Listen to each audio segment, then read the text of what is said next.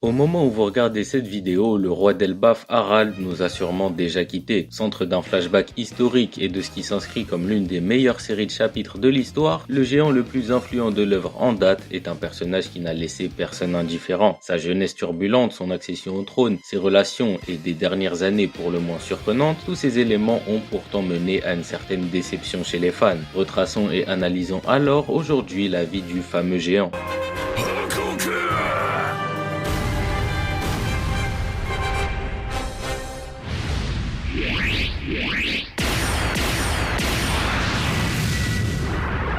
Le premier point qui fait de Harald un personnage intéressant et qui s'avère plutôt récurrent dans One Piece, c'est que celui-ci est introduit par sa mort. La toute première mention du roi des géants se fait pour parler des étranges circonstances autour de sa disparition, tout en appuyant sur le manque qu'il a laissé derrière lui. C'est quelque chose qu'Eiichiro Oda a pas mal réalisé au travers de son œuvre, avec par exemple Fisher Tiger ou évidemment Roger. Mais ce plan est la façon la plus efficace d'introniser un perso au rang de légende. C'est aussi le meilleur moyen d'impliquer le défunt dans le fil rouge du présent sans limiter son impact qui peut être développé plus tard, à l'image de la façon dont Harald est directement impliqué dans la situation actuelle de Loki, lui-même lié à Shanks, etc.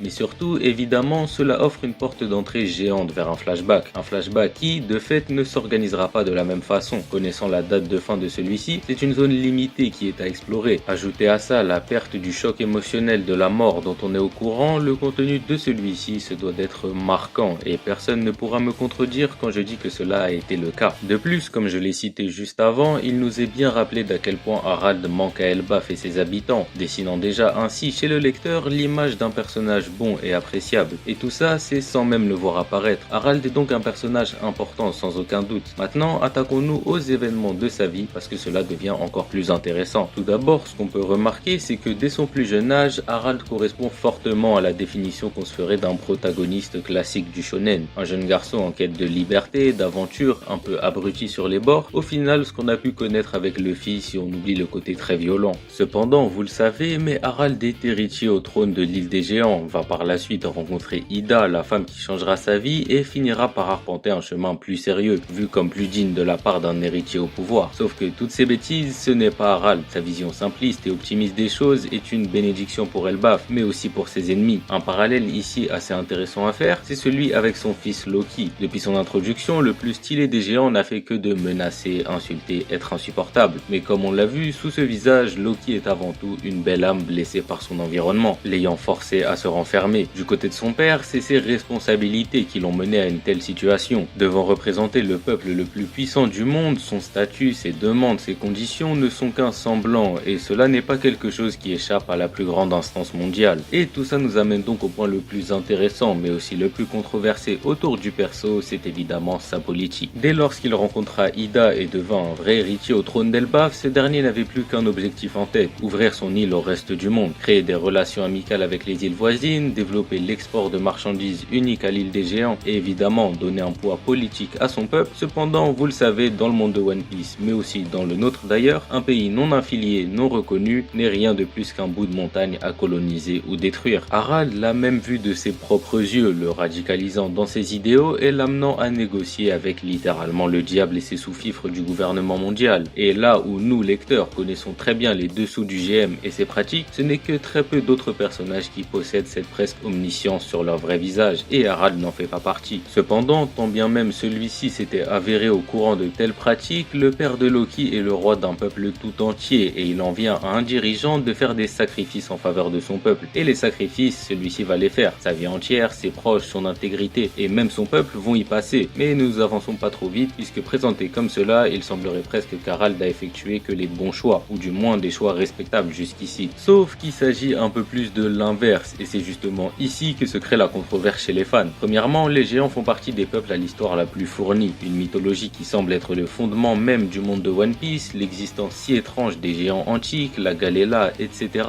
L'obscurantisme d'Imu et ses pairs est très clairement recensé au travers de l'histoire des ancêtres de Loki et les autres. Or, Harald est lui-même même l'homme à l'origine de la création des bibliothèques et écoles d'Elbaf, mettant en avant tout le savoir rassemblé autour de l'arbre d'Adam. Mais soit, on peut alors se dire que le rapprochement n'est pas forcément logique à faire à cause de la grande réécriture du gouvernement mondial. Mais je tiens à vous rappeler, avant même que celui-ci n'aille vendre son âme, est revenu sur l'île des géants un certain Aguardis Oro, rescapé du Buster Call d'Ohara. Pour en ajouter, celui-ci était ami avec le fameux David Xebek, qui lui apprit l'existence des chasses à l'autochtone effectuées par les dragons célestes au travers de celles de God Valley. Et comme si cela ne suffisait pas encore, alors que le roi du peuple le plus puissant du monde s'agenouillait devant une entité capricieuse vieille de 800 ans, s'est déroulé l'avènement du grand Fisher Tiger et la libération des esclaves de Marie-Joie. Donc notre très cher Harald a vu le gouvernement assassiner hommes, femmes et enfants innocents, massacrer des peuples, en esclavagiser d'autres, tuer son meilleur ami et réécrire l'histoire à son propos, et pourtant à aucun moment il ne s'est rétracté de son alliance avec Imu et la plus grande instance du monde. Enfin si, ce moment est bien arrivé, mais uniquement lorsque celui-ci, alors chevalier divin, n'avait plus le moindre contrôle de lui-même. Et ainsi, d'une manière très bien écrite de la part d'Oda, le meilleur roi d'Elbaf n'a réellement pensé au bien de son peuple que lorsque celui-ci était à bout et que cela était trop tard, lui évitant ainsi d'incomber d'une quelconque responsabilité. Parce que oui, là où les intentions de Harald étaient pures à ses débuts et le sont même sûrement restées jusqu'à la fin, comme dans de nombreux cas, le bien du peuple est une excuse aux actes les plus égoïstes. Elbaf avait besoin de changements avant tout internes et ceux-ci ont été réalisés parfaitement. L'ouverture au monde ne vient uniquement qu'après cela et prend du temps à se mettre en place, tel qu'Oden l'avait compris, ne brisant pas les frontières de Wano il y a 20 ans de cela. Mais Harald, lui, avait ce besoin de prouver qu'il pouvait faire d'Elbaf un pays comme les autres, sans même prendre en compte avec qui il pactisait. Celui-ci avait pourtant comme meilleur ami l'homme considéré comme le plus grand criminel de l'ancienne ère, qui se révéla être le seul vrai révolutionnaire avant l'avènement de Dragon. Et bien que Xebek n'était évidemment pas un gentil super-héros, il y a un point sur lequel personne ne peut lui donner tort, c'est son opposition au gouvernement. Issu de la lignée maudite des Davy, seule personne à avoir infiltré la Chambre Fleurie et possédant un savoir inimaginable sur ses ennemis, il a à maintes et maintes reprises été clair quant aux intentions du GM avec les géants. Imu rêve de leur puissance militaire et c'est tout, mais faisant le choix de la soumission à l'ordre établi plutôt qu'à l'espoir de la révolution, Harald a préféré tenter de tuer Xebek et a fini par laisser crever son ami comme un chien. Pire encore, c'est même sa famille entière qu'il a délaissée. Envoyé aux quatre coins de l'océan par les doyens comme un intérimaire, c'est sa femme qui a été empoisonnée, son fils qui a fait 167 tentatives de suicide et même pour cela il n'est jamais revenu. Imageant parfaitement son état d'esprit général, là où ce dernier souhaitait créer un lien entre ses deux fils, il en a oublié en premier lieu d'être simplement présent pour un petit dans une horrible situation. Bon, évidemment, la façon dont je présente tout ça fait finalement passer Harald pour le diable, ce qui n'est pas le cas puisque ses agissements sont logiques. Ce n'est pas tout le monde qui puisse se rebeller contre le globe entier et surtout cela ne fait pas de lui un mauvais personnage, loin de là. One Piece est un manga avec des nuances au cas où vous l'aviez pas remarqué. Tout le monde ne peut pas être un héros et même avec toute la bonne volonté du monde, dans un système obscurantiste comme celui-ci, il est bien plus courant de faire du mal qu'autre chose. Harald en tant que roi, c'est l'exact résultat escompté des siècles de réécriture du gouvernement. C'est terriblement frustrant de le voir s'engouffrer dedans, mais au-delà de la logique de ses agissements, c'est tout simplement nécessaire qu'un perso comme lui existe. Il représente l'échec de l'ancienne génération et surtout le contraste avec le danger que représente la nouvelle. Les choses aujourd'hui changent vraiment. Son premier fils agit sous les ordres d'un empereur et son second risque de bouleverser le monde avec peut-être la Galela, qui sait. Les erreurs certes énormes de Harald sont le piédestal au bouleversement des forces actuelles et la preuve que le changement dans ce cas-ci ne peut être simplement politique. C'est un point aussi sur lequel on peut comparer très rapidement le roi au futur empereur qu'était Shanks. Ce dernier a lui aussi rejoint le cercle très fermé du haut du gouvernement, avec cependant une approche de vrai pirate avec la volonté de Roger. De ce fait, cela a marché pour lui. Il a réussi à tromper avant d'être trompé. Idem pour la relation qui le caractérise le mieux, celle avec David Xebek. Le père de Barbe Noire est évidemment pas un gentil comme on l'a déjà dit dans cette vidéo, mais il est surtout tout sauf l'inverse. Ce que l'on retiendra de lui, c'est avant tout un homme qui s'opposait en tout point aux valeurs et lois du gouvernement, un homme qui connaissait la vérité et donc agissait en conséquence, c'est-à-dire par la bataille. Et malgré le fait d'avoir de telles personnes à ses côtés, la peur de prendre la bonne décision et de se séparer du gouvernement a empêché Harald de mener à bien sa mission.